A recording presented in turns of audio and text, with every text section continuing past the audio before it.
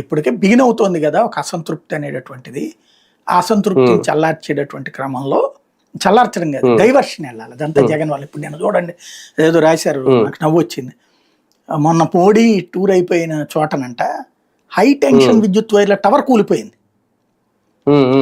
కూలిపోతే అది రాసి ఇది గనక మోడీ వచ్చిన రోజు జరిగితే ఎంత ప్రమాదకరమో, లేకపోతే నిన్న ఎవరూ లేరు కాబట్టి అక్కడ బతికిపోయారు, అది ఎంత ప్రమాదం. మీకు తెలుసు కదా హై టెన్షన్ వైర్ల టవర్ అంటే ఎట్లా ఉంటుందో.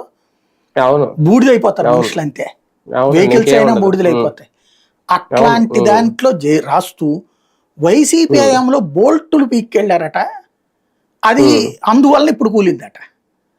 వైసీపీ హయాంలో బోల్టులు పీక్కెళ్తే 10 నెలల నుంచి నిద్రపోతున్నారు వీళ్ళు బోల్టులు బిగించకుండా. అప్పుడున్నటువంటి బోల్టులు పట్టుకుపోయిన అప్పుడే లోపలేయాలి కదా, పోనీ మీరు వచ్చిన తర్వాతన. అంటే ఏం జరిగినా సరే ఇప్పుడు అంత హైటెన్షన్ విద్యుత్ టవర్ అక్కడ కూలిందంటే ఫెయిల్యూర్, అక్కడ ఏదో జరిగింది. కింద తవ్వుకోవడము, మట్టి తవ్వుకుపోవడము, ఇసుక తవ్వుకుపోవడము, లేకపోతే నానిపోవడము, అది సక్రమంగా నాణ్యత లేకుండా కట్టడం ఏదో జరిగి ఉండాలి.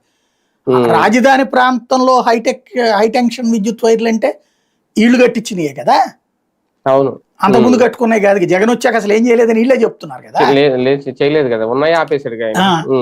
అది ఒకటి రాసుకొచ్చారు. ఇంకొక విషయం ఏంటది, అక్కడ ఏదో పాతది అప్పట్లో శంకుస్థాపన చేసినప్పుడు ఉన్న స్టోన్ అయ్యో పడి ఉన్నాయట, అది ఎవరన్నా విధ్వంసం చేశారేమో అని అనుమానిస్తున్నారట. మళ్ళీ అక్కడ ఏం రాస్తారు, నానడం వల్ల